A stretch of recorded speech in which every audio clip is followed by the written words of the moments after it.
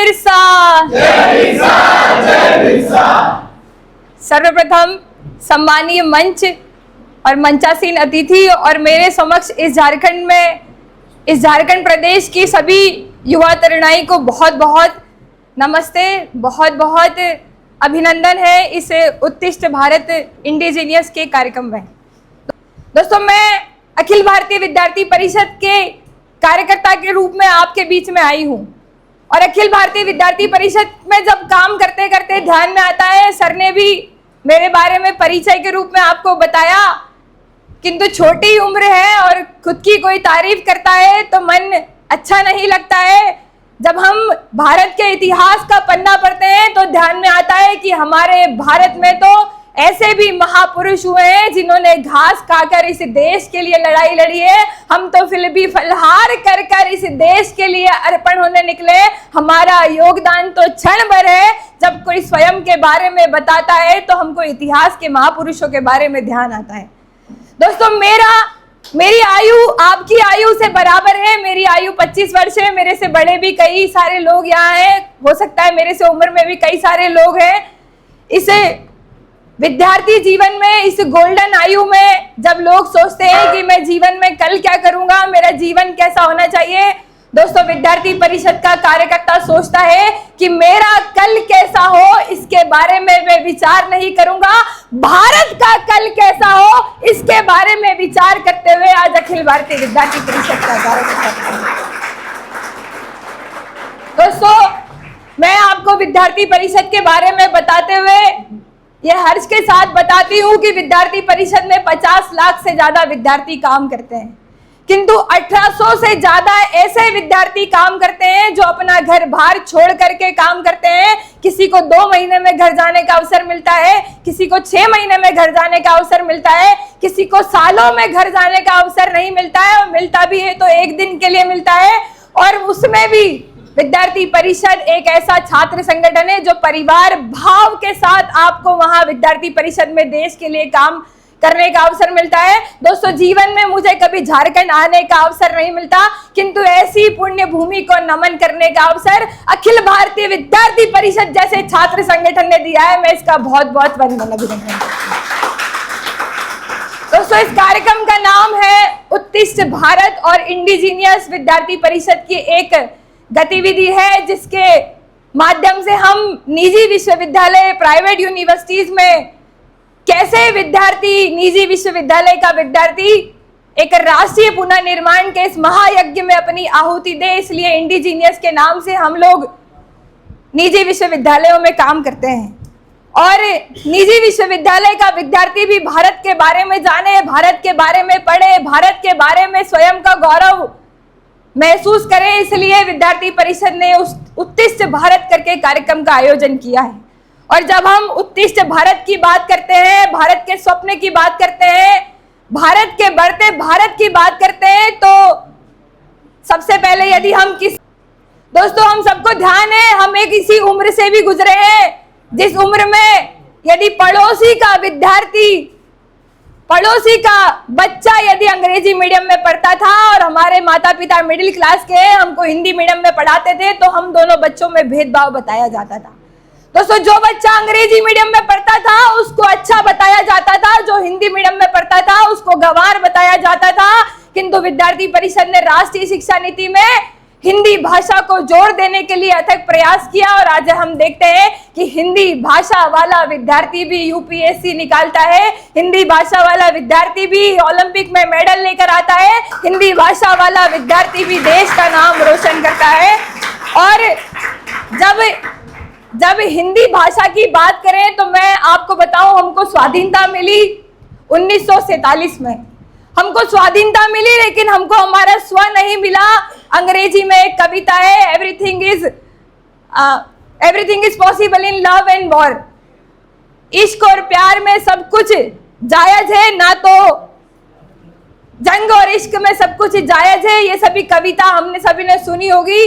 अंग्रेजी में हम इस कविता को बहुत बार सुने हैं। ना ये जंग हमारा शब्द है, ना ये जायज हमारी शब्द है। दोस्तों, भारत की भाषा पद्धति तो वह थी। तो ध्यान में आता है कि महाभारत के समय जब कर्ण और अर्जुन का युद्ध चल रहा था, एक सांप के राजा है विश्वसेन, नाग बन करके वहां आए और विश्वसेन ने कर्ण से कहा कि तुम्हारी भी अर्जुन से दुश्मनी है, मेरी भी अर्जुन से दुश्मनी है, मुझको अपने बाण पर बिठा लो, मैं अर्जुन के पास पहुंचकर उसका वध कर दूंगा। अगर हम अंग्रेजी की पंक्ति के अनुसार चलते तो हम युद्ध में विश्वसेन को हमारे बाण पर बिठाते, किंतु कर्ण ने कहा कि यदि मैं तुमको अपने बाण पर बिठा लूंगा तो मैं आने वाली मानवता को क्या मुंह दिखाऊंगा। वो भले ही मेरा दुश्मन है किंतु वो सर्प नहीं, वो मानव है। आने वाली मानवता को दिशा कैसी हो, वो दिशा देने वाली भारतीय भाषा है। सब कुछ जायज नहीं होता युद्ध में। तो अब ध्यान में आता है कि महाभारत काल का युद्ध हो या चाहे पद्मनाथ जी ने, पद्मनाथ केनन जी का नाम हम सब ने सुना है। पद्मनाथ केनन जी ने द हिस्ट्री ऑफ केरल उस पुस्तक में लिखा है कि जब भारतीय राजा पुर्तगालियों से युद्ध करने के लिए जाते थे तो पहले शर्त बताते थे कि इस युद्ध में किसी भी सामान्य मानव की हत्या नहीं होगी। हम ऐसे भारत के रहने वाले लोग हैं। आज हमारी भाषा ने हमको ये भी सिखलाया है, हम सबको ये समझने की आवश्यकता है। और जैसा मैंने कहा, स्वाधीनता मिली किंतु हमको स्व नहीं मिला, और इस स्व को जानने की आज हम सभी विद्यार्थियों को आवश्यकता है। दोस्तों ध्यान में आता है, आप में से कई प्रोफेसर्स को भी ये पता होगा कि दूरदर्शन का एक दौर था जब दूरदर्शन की टीवी पर बीच बीच में एक एड आता था और उस एड में बोला जाता था, जब राजीव गांधी जी प्रधानमंत्री थे और दूरदर्शन सबके घर में आया करता था, तब बीच बीच में 2 पंक्तियां आती थी, शायद सर को ध्यान भी होगा। उस पंक्ति में बोला जाता था, सर जमीने हिंद पर अकवा में आलम के फिराक में काफिले बसते गए और हिंदुस्तान बसता गया। उस एड में हमारे मन में ये बैठाया गया कि भारत कोई चीर पुरातन संस्कृति नहीं है। लोग आते गए, अनपढ़ गवार आते गए और भारत की संस्कृति बनती गई। एक एड के माध्यम से हमारी मानसिकता में हमको गवार बताने का प्रयास एक सरकार के द्वारा किया गया। किंतु जब हम भारत की संस्कृति को जानते हैं, जब भारत के विद्वानों ने, जब भारत के वैज्ञानिकों ने, जब भारत के ऋषि मुनियों ने भारत के बारे में बखान करना शुरू किया, तो ध्यान में आता है कि जब हम भारत में जाते हैं तो केवल हमको भारत में बिल्डिंग नहीं मिलती, भारत में पावन गंगा मिलती है, भारत में पावन छिंद माता मिलती है, भारत में 12 ज्योतिर्लिंग मिलते हैं, भारत में शक्ति पीठ मिलते हैं। और हमको ध्यान में आता है कि जिसने बताया कि हमारी संस्कृति बाहर से आके बसी है, यानी हम एक मेले के रूप में बसे हैं। ये कोई 2 पंक्ति नहीं थी जो दूरदर्शन पे आती थी, यह हमको गुलामी की मानसिकता में घेरने का प्रयास करती थी। आज इस उत्कृष्ट भारत कार्यक्रम के माध्यम से जानने की आवश्यकता है कि किसने हमारे भारत की संस्कृति को हमसे अलग करने का प्रयास किया है। दोस्तों, जब आज हम स्वागत के समय इसे झारखंडी नृत्य के बारे में देख रहे थे और जब हमने देखा है कि विदेशी संस्कृति चीर गर्ल्स के माध्यम से आती है, किंतु हमारी छात्राएं झारखंड की संस्कृति को बढ़ते चलो गीत गाकर गाती है। अर्थात हमारे भारत की संस्कृति तो सदैव हमको आगे बढ़ाने वाली है। ये आज हमको समझने की आवश्यकता है। और दोस्तों, भारतीय संस्कृति का मजाक उड़ाने वाले एक ब्रिटिश विचार का नेतृत्व करने वाले आज भी भारत में जिंदा है, आज भी हमारे आसपास घूमते पाए जाते हैं। चाहे वह साउथ के किसी विश्वविद्यालय में भगवान सीता और भगवान राम के नाटक का मजाक बनाते हुए भारतीय संस्कृति का मजाक बनाया हो, चाहे देश की जाति व्यवस्था का एक्सरे करने की बात आज पार्लियामेंट में उठती हो। दोस्तों, विद्यार्थी परिषद वो छात्र संगठन है जो आप जैसे विद्यार्थियों को गीली माटी में जाकर के बोलता है कि यहाँ कोई जातिवाद, कोई क्षेत्रवाद नहीं है, हम सब तो राष्ट्रवाद से जुड़ने वाले लोग हैं। ऐसा भाव विद्यार्थी परिषद आप सबके बीच में लाता है। और दोस्तों, हम सबको ध्यान है कि सकल विश्व को ज्ञान आज भारत ने दिया है। हो सकता है हम राजनीतिक रूप से हमारे देश के टुकड़े अलग अलग हिस्से में गए हो, किंतु हम सबको ध्यान में है, यदि हम सोमनाथ में सर झुकाते हैं तो उसका प्रभाव काशी विश्वनाथ तक जाता है। जब हम काशी विश्वनाथ में सर झुकाते हैं तो दक्षिण के रामेश्वरम में हमारा सर झुकता है। जब हम पूर्व में मल्लिकार्जुन में सर झुकाते हैं तो काठमांडू के पशुपतिनाथ से जुड़ते हैं। जब हम काठमांडू के पशुपतिनाथ में जाते हैं तो कैलाश मानसरोवर से जुड़ते हैं। चाहे किसी ने हमको राजनीतिक रूप में बांटा हो, किंतु आज आप भारत का मैप देखेंगे तो ये भारत के 12 ज्योतिर्लिंग हमको बताते हैं कि भारत सदैव अखंड भारत था, इसको तोड़ने का प्रयास कोई नहीं कर सकता। और भारत का स्व कैसा था, आपको गर्व करने का आज आनंद महसूस होगा। हम सब ने किताबों में पढ़ा है कि इस अकबर ने भारत की मूर्तियां तोड़ी, इसने इतने मंदिरों पर हमला किया।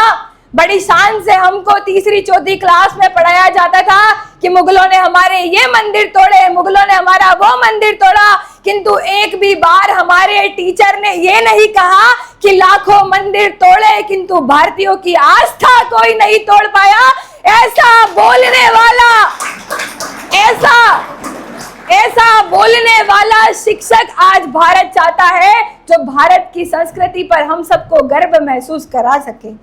आज भी दोस्तों हम सभी जानते हैं, चाहे तो आप इस कार्यक्रम के बाद गूगल करके देखिएगा, रिसर्च करके देखिएगा, चाहे वो चंगेज खा और मंगोली के मकबरे हो, उनके मकबरे के बाहर त्रिशूल मंडा है और त्रिशूल के साथ श्रृंगी की आकृतियां मंडी है। और जब चंदेरी के मकबरे और मंगोलियों खा की उनका इतिहास जाने तो ध्यान में आता है कि वो तिंद्रित धर्म से जुड़े थे, और तिंद्रित धर्म यानी तंत्र, और तंत्र के देवता तो भगवान शिव है, वो भी शिव को पूजने वाले थे। ऐसी हमारी संस्कृति थी जिसने भारत ही नहीं अपितु सपितु पूरे विश्व में अध्यात्म का परचम लहराया, किंतु उसको खत्म करने का प्रयास हमारे भारत में हुआ है। आज हमको ये समझने की आवश्यकता है दोस्तों। चाहे हम विदेश की कई सारी चीजों में देखें तो भगवान शिव की तांडव करती हुई मूर्ति हमको उनके प्रथम रिसेप्शन पे दिखाई दी जाती है। वो भी मानते हैं कि चाहे इस वैज्ञानिक तौर पर, इस वैज्ञानिक स्थिति के आधार पर कितना भी अध्ययन कर लिया जाए, किंतु शिव की तांडव करती मूर्ति बताती है कि इस वैज्ञानिक का पूरा आधार केवल और केवल हिंदुत्व के धर्म पर आधारित है। चाहे वो कोरोना काल में नमस्कार करने की पद्धति हो, चाहे वो काढ़ा पी करके खुद को स्वास्थ्य करने की पद्धति हो, इस पूरे देश को बता दिया कि भारत का चीर सनातन और भारत की आयुर्वेद शिक्षा ही इस देश को मार्गदर्शन दे सकती है। हम ऐसी शिक्षा पद्धति में जन्मे हैं, आज हमको ऐसा गर्व करने की आवश्यकता है। और दोस्तों हम सभी जानते हैं, यदि शरीर में कोई छोटा सा घाव लग जाता है तो आसपास की चमड़ी उसको एंटीबायोटिक्स देती है और उसके आसपास एक कड़क पपड़ी जम जाती है, जिससे हम कई बार हमारी चोट को राहत पहुंचती है। दोस्तों ये देश भी उसी चोट के अनुसार है, उसी मानव शरीर के समान है। यदि भारत के किसी कोने में, यदि भारत के झारखंड में भी कोई चोट लगेगी तो देश का कोना कोना उसको एंटीबायोटिक्स के रूप में ठीक करने का प्रयास करेगा। ऐसे राष्ट्रवादी भाव को लेकर जीने मरने की आवश्यकता है। आज हम सभी विद्यार्थियों का ऐसा संकल्प लेना चाहिए। दोस्तों विद्यार्थी परिषद बार बार नारा लगाती है, भारत माता की जय, भारत माता की जय। दोस्तों माता वह होती है जिससे हम लोग पोषण कर लेते हैं, जिससे हम लोग स्वयं का पोषण करते हुए स्वयं का विकास करते हैं। हम सभी जानते हैं कि माता के कारण ही आज हम सभी यहाँ एक स्वस्थ जीवन के रूप में बैठे हैं, किंतु कुछ लोग भारत माता का शोषण करने का प्रयास करते हैं। आज उनको जवाब देने की आवश्यकता है। दोस्तों भारतीय भाषाओं के प्रति अब हमको दीवानगी बतानी पड़ेगी, भारत के स्व के प्रति अब हमको जागरण बताना पड़ेगा, हमारी बहनों को बताना पड़ेगा कि पाश्चात्य संस्कृति की ओर अग्रसर ना होकर हमारे साड़ी, हमारे पारंपरिक वेशभूषा को नहीं भूलना चाहिए, जिसने हमें महिला होने का सम्मान दिलाया है।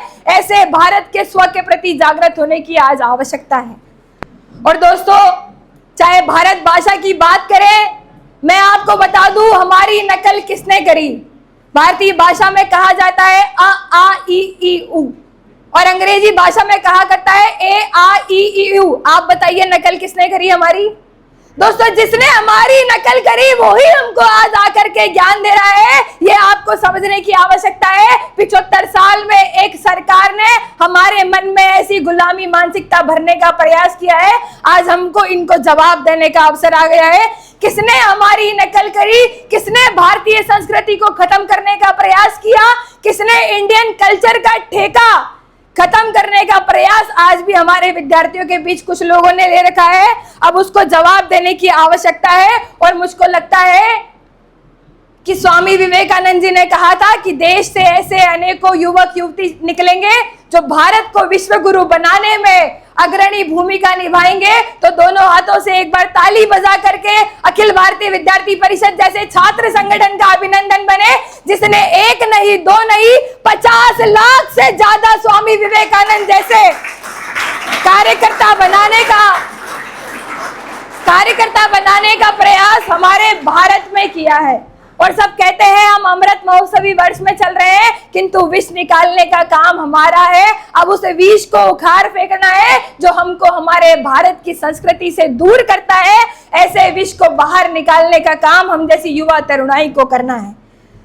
और चाहे इस देश के लिए काम करने वाले विद्यार्थी हो, स्वयं के व्यक्ति निर्माण के लिए काम करने वाले व्यक्ति हो, महिला सशक्तिकरण के लिए काम करने वाले व्यक्ति हो, चाहे पर्यावरण के लिए काम करने वाले व्यक्ति हो, चाहे गुरु शिष्य की परंपरा को स्थापित करने वाले व्यक्ति हो। विद्यार्थी परिषद के गीत की एक पंक्ति है, गुरु शिष्य की ताकत बतलाते हैं हम ABVP है। तो आइए एक बार मेरे साथ दोनों हाथ ऊपर उठा करके भारत माँ की जय के साथ नारा लगाते हुए ये संकल्प लें कि इस भारत को पुनः विश्व गुरु बनाएंगे, इस भारत को पुनः समरस भारत बनाएंगे, इस भारत को पुनः स्वदेशी युक्त भारत बनाएंगे, इस भारत को पुनः स्वावलंबी युक्त भारत बनाएंगे, इस भारत को पुनः महिला सशक्तिकरण से युक्त भारत बनाएंगे। एक बार दोनों हाथ ऊपर उठा करके नारा लगाएंगे, बोलो भारत माता की, भारत माता की।